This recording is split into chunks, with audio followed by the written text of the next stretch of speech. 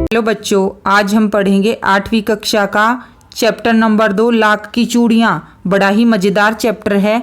इस चैप्टर में बदलू के बारे में बताया गया है। जो एक मनिहार होता है वह बहुत सुंदर सुंदर लाख की चूड़ियाँ बनाता है। एक बच्चा जो है अपने मामा के घर जाता है और वो बदलू से मिलता है। बच्चे का नाम चैप्टर के अंत में बताया गया है, जनार्दन। आइए चैप्टर पढ़ते हैं।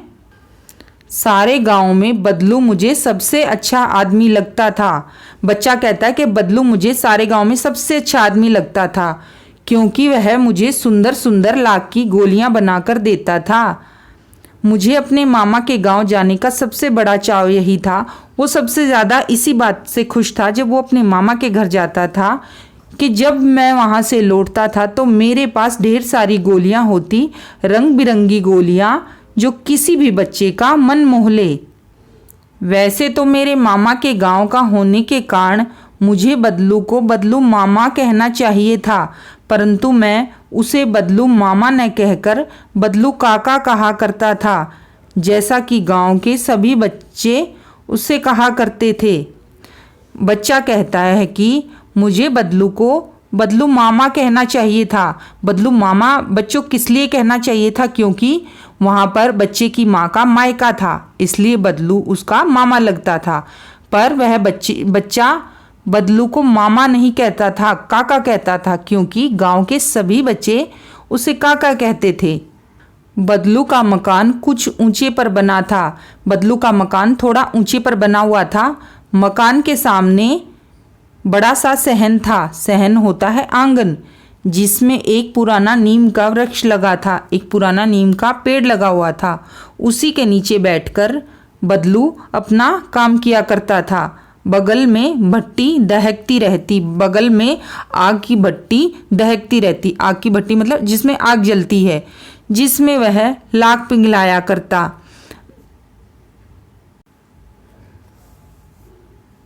सामने एक लकड़ी की चौखट पड़ी रहती, जिस पर सलाख के मुलायम होने पर वह उसे सलाख के समान पतला करके चूड़ी का आकार देता। पास में 4-6 विभिन्न आकार की बेलन नुमा मुंगेरियाँ रखी रहती, जो आगे से कुछ पतली और पीछे से मोटी होती थी। मतलब वह चूड़ियों को शेप देने के लिए होती हैं। लाख की चूड़ी का आकार देकर वह उन्हें मुंगेरियों पर चढ़ाकर गोल और चिकना बनाता, और तब एक एक कर पूरे हाथ की चूड़ियाँ बना चुकने के पश्चात वह उन पर रंग करता। यहाँ पर बताया गया है कि बदलू कैसे चूड़ियाँ बनाता था। बदलू यह कार्य सदा ही एक मचिए पर बैठकर किया करता था। मचिया होता है, खाट बोलते हैं या चारपाई भी बोलते हैं, जो बहुत ही पुरानी थी। बगल में ही उसका हुक्का रखा रहता, जिसे वह बीच बीच में पीता रहता। गांव में मेरा दोपहर का समय अधिकतर बदलू के पास बीतता। बच्चा कहता कि मेरा जो दोपहर का समय है वो बदलू के पास बीतता। मैं मतलब सारी दोपहर बदलू के पास ही रहता। वह मुझे लला कहा करता और मेरे पहुंचते ही मेरे लिए तुरंत एक मचिया मंगा देता, और जैसे ही मैं उसके पास पहुंचता वह तुरंत मेरे लिए एक खाट मंगा देता या चारपाई मंगा देता। मैं घंटों बैठे बैठे उसे इस प्रकार चूड़ियाँ बनाते देखता रहता। लगभग रोज ही वह 4-6 जोड़े चूड़ियाँ बनाता। बच्चा कह रहा है कि मैं रोज ही उसको चूड़ियाँ बनाते हुए देखता था। लगभग रोज ही वह 4-6 जोड़े चूड़ियाँ बना लेता था। पूरा जोड़ा बना लेने पर वह उसे बेलन पर चढ़ाकर कुछ क्षण चुपचाप देखता रहता। जब वह पूरा जोड़ा चूड़ियों का बना लेता था, फिर उनको थोड़ी देर देखता रहता। वह बेलन न होकर मानो वह बेलन न होकर किसी नववधू की कलाई हो, जैसे वो कोई बेलन न हो, वो कोई नई नवेली दुल्हन के हाथ हों। बदलू मनिहार था। चूड़ियाँ बनाना उसका पैतृक पेशा था। पैतृक पेशा होता है मतलब जो माता पिता से हमें जो काम मिलता है, और वास्तव में वह बहुत सुंदर सुंदर चूड़ियाँ बनाता था। उसकी बनाई हुई चूड़ियों की खपत भी बहुत थी, मतलब उसकी बिक्री भी बहुत होती थी जो चूड़ियाँ बनाता था। उस गांव में तो सभी स्त्रियां उसकी बनाई हुई चूड़ियां पहनती ही थी। उस गांव में तो सभी औरतें उसकी बनाई हुई चूड़ियां पहनती थी। आसपास के गांव के लोग भी उससे चूड़ियां ले जाते थे और जो उसके आसपास जो गांव थे वो भी उससे चूड़ियां ले जाते थे। परंतु वह कभी भी चूड़ियों को पैसे से बेचता न था। कभी भी वह चूड़ियों को पैसे से नहीं बेचता था। उसका अभी तक वस्तु विनिमय का तरीका था। वस्तु विनिमय क्या होती है बच्चों? पहले कोई सामान बेचते थे तो उसके बदले सामान ही लेते थे। और जैसे आजकल हम करते हैं, जैसे आजकल हम बाज़ार में जाते हैं, कोई सामान लेते हैं तो हम पैसे देते हैं। पहले ऐसा नहीं था। जब हम कोई सामान लेते थे किसी से तो उसके बदले चावल दे देते थे, गेहूं दे देते थे। पहले ऐसे होता था। और लोग अनाज के बदले उससे चूड़ियाँ ले जाते थे और अनाज के बदले उससे चूड़ियाँ ले जाते थे। बदलू स्वभाव से सीधा था। वह स्वभाव से बहुत सीधा था। मैंने कभी भी उसे किसी से झगड़ते नहीं देखा। हाँ, शादी विवाह के अवसरों पर वह अवश्य जिद पकड़ जाता था। जीवन भर चाहे कोई उससे मुफ्त चूड़ियाँ ले जाए, परंतु विवाह के अवसर पर वह सारी कसर निकाल लेता था। आखिर सुहाग के जोड़ों का महत्व ही और होता है। मुझे याद है मेरे मामा के यहाँ किसी लड़की के विवाह पर जरा सी किसी बात पर बिगड़ गया था और फिर उसको मनाने में लोहे लग गए थे। मतलब शादी विवाह के अवसरों पर बदलू अच्छी खासी खातिरदारी करवाता था और उसकी अच्छी खासी डिमांड होती थी और बदलू को काफ़ी वैल्यू मिलती थी।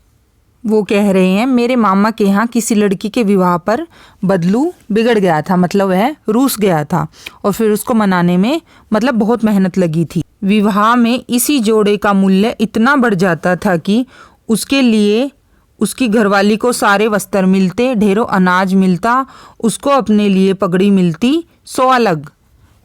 बदलू को शादी में काफ़ी सामान मिलता था। यदि संसार में बदलू को किसी बात से चिढ़ थी तो वह थी कांच की चूड़ियों से। बदलू कांच की चूड़ियों से बहुत चिढ़ता था। यदि किसी भी स्त्री के हाथों में उसे कांच की चूड़ियाँ दिख जाती तो वह अंदर ही अंदर कुट उठता, उसको गुस्सा आता था और कभी कभी तो 2-4 बातें भी सुना देता था। मुझसे तो वह घंटों बातें किया करता था। कभी मेरी पढ़ाई के बारे में पूछता, कभी मेरे घर के बारे में और कभी यूं ही शहर के जीवन के बारे में। बदलू जनार्दन से बहुत बातें किया करता था, उसके बारे में, उसकी पढ़ाई के बारे में, घर के बारे में और शहर के जीवन के बारे में भी बहुत बातें करता था। मैं उससे कहता था कि शहर में सब कांच की चूड़ियाँ पहनते हैं तो वह उत्तर देता, शहर की बात और है लला, वहाँ तो सभी कुछ होता है। वहाँ तो औरतें अपने मर्द का हाथ पकड़कर सड़कों पर घूमती भी हैं और फिर उनकी कलाइयाँ नाजुक होती हैं न, लाख की चूड़ियाँ पहने तो मोच न आ जाए। बदलू कहता है कि शहर का जीवन अलग है। वहाँ तो औरतें अपने पति के हाथ में हाथ डालकर घूमती हैं और उनकी कलाइयाँ नाजुक होती हैं, लाख की चूड़ियाँ पहने तो मोच न आ जाए। कभी कभी बदलू मेरी अच्छी खासी खातिर भी करता। जिन दिनों उसकी गाय के दूध होता वह सदा मेरे लिए मलाई बचा कर रखता। कभी कभी बदलू जनार्दन की अच्छी खासी खातिर भी करता। जिन दिनों वहाँ उसकी गाय के दूध होता था तो वो मलाई उसके लिए बचा कर रखता था। उसको मलाई बहुत पसंद थी। और आम की फसल में तो मैं रोज़ ही उसके यहाँ से 2-4 आम खाकर आता था और जब आम का सीज़न आता था तो वो रोज़ उसके घर से 2-4 आम खाकर आता था। परंतु इन सब बातों के अतिरिक्त जिस कारण वह मुझे अच्छा लगता वह यह था कि लगभग वह रोज़ मेरे लिए 1-2 गोलियां बना देता। परंतु जनार्दन को बदलू इसीलिए सबसे ज़्यादा अच्छा लगता था क्योंकि वह रोज़ उसके लिए 1-2 गोलियां ला के बना देता था। मैं बहुधा हर गर्मी की छुट्टी अपने मामा के यहाँ चला जाता और 1-आध महीना वहाँ रहकर स्कूल खुलने के समय तक वापस आ जाता। जैसे गर्मियों की छुट्टियाँ होती हैं ना, बच्चे अपने मामा के घर जाते हैं, वैसे ही जनार्दन अपने मामा के घर चला जाता और वहाँ रहकर 1-आध महीना फिर वापस आ जाता। परंतु 2-3 बार ही मैं अपने मामा के यहाँ गया हूँगा। 2-3 बार ही ऐसा हुआ है कि वो अपने मामा के घर गया है। तभी मेरे पिता की एक दूर के शहर में बदली हो गई। तभी उसके पापा की एक दूर के शहर में बदली हो गई और एक लंबी अवधि तक मैं अपने मामा के गांव न जा सका, और बहुत लंबे समय तक वो अपने मामा के गांव न जा सका, नहीं गया। तब लगभग 8-10 वर्षों के बाद, लगभग उसको 8-10 साल हो गए, जब मैं वहाँ गया, जब जनार्दन वहाँ गया तो इतना बड़ा हो चुका था कि लाख की गोलियों में मेरी रुचि नहीं रह गई थी। जब वो छोटा था उसको लाख की गोलियां बहुत पसंद थी, लेकिन जैसे वो बड़ा हुआ तो उसकी लाख की गोलियों में रुचि नहीं रह गई, मतलब उसको फिर वो पसंद नहीं थी। अतः गांव में होते हुए भी कई दिनों तक मुझे बदलू का ध्यान नहीं आया, और जब वो अपने मामा के घर गया ना तो कई दिनों बाद उसको ध्यान आया कि भाई यहाँ बदलू भी रहता है। कई दिनों तक तो उसको ध्यान ही नहीं आया। इसी बीच मैंने देखा कि गांव में लगभग सभी स्त्रियां कांच की चूड़ियां पहने हैं। तभी उसने ध्यान दिया कि गांव में तो सभी औरतें कांच की चूड़ियां पहने हैं। विरले ही हाथों में मैंने लाख की चूड़ियां देखी होंगी, मतलब कोई ऐसी होगी जिसके हाथों में उसने कांच की चूड़ियां देखी होंगी। तब एक दिन सहसा मुझे बदलू का ध्यान हो आया। एक दिन उसे अचानक बदलू की याद आ गई। बात यह हुई कि बरसात में मेरे मामा की छोटी लड़की आंगन में फिसलकर गिर पड़ी। उसके मामा की छोटी लड़की आंगन में फिसलकर गिर जाती है। उसके हाथ की कांच की चूड़ी टूटकर उसकी कलाई में घुस गई। उसने कांच की चूड़ियाँ पहनी हुई थी और वो टूटकर उसकी कलाई में घुस गई, मतलब उसके हाथ में वो लग गई और उससे खून बहने लगा। मेरे मामा उस समय घर पर न थे, उसके मामा उस समय घर पर नहीं थे। मुझे ही उसकी मरहम पट्टी करनी पड़ी। उसने उसको दवाई लगाई, पट्टी वगैरह की।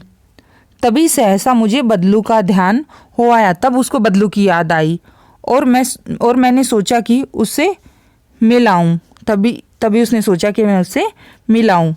अतः शाम को घूमते घूमते उसके घर चला गया। बदलू वहीं चबूतरे पर नीम के नीचे एक खाट पर लेटा था। नीम के नीचे लेटा हुआ था वो। नमस्ते बदलू काका, मैंने कहा।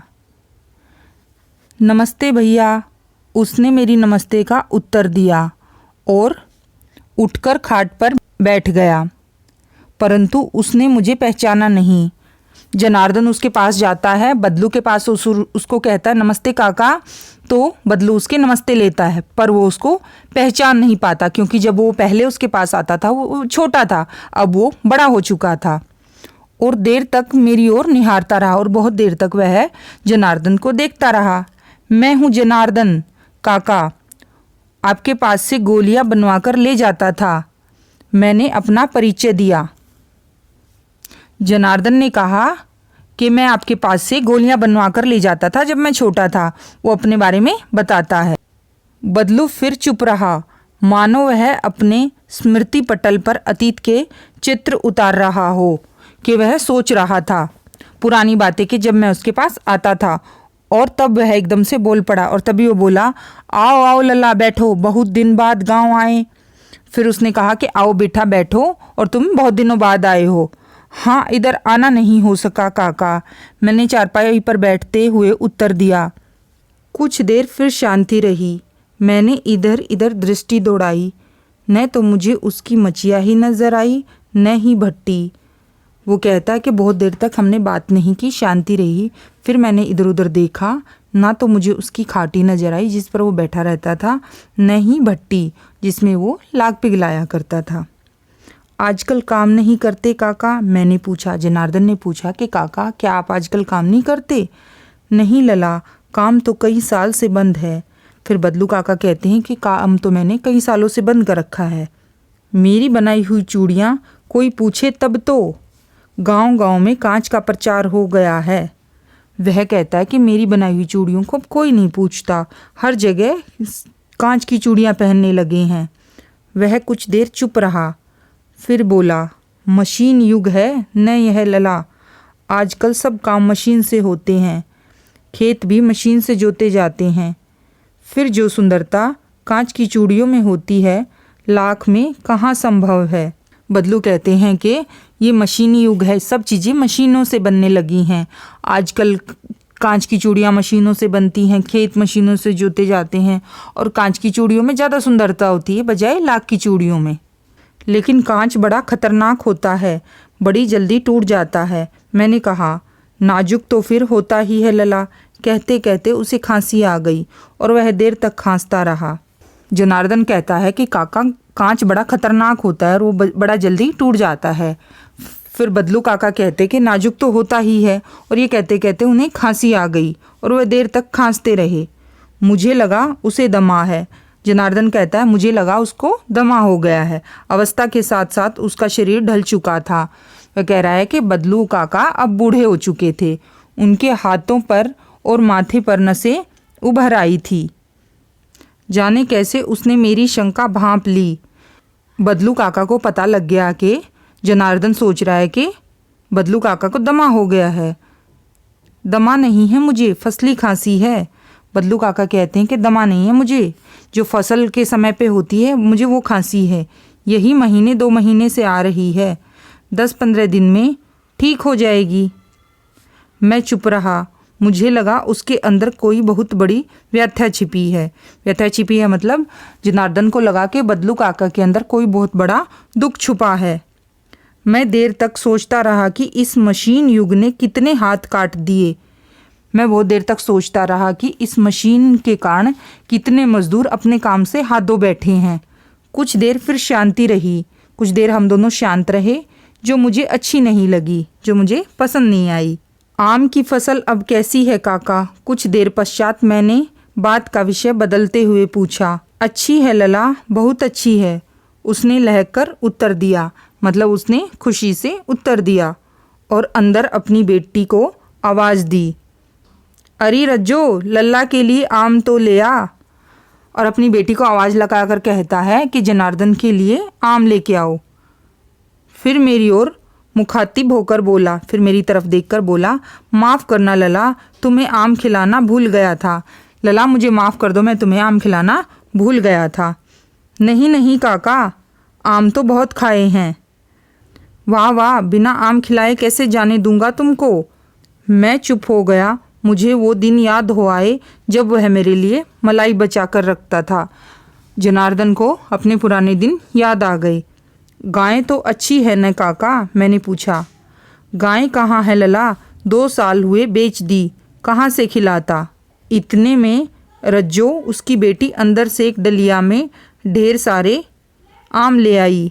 इतनी देर में उसकी बेटी अंदर से एक डलिया में, एक टोकरी में ढेर से आम ले आई। यह तो बहुत हैं काका, इतने कहाँ खा पाऊँगा। मैंने कहा। जनार्दन ने कहा कि ये तो बहुत सारे हैं, मैं इतने नहीं खा पाऊँगा। वाह वाह, वह हंस पड़ा।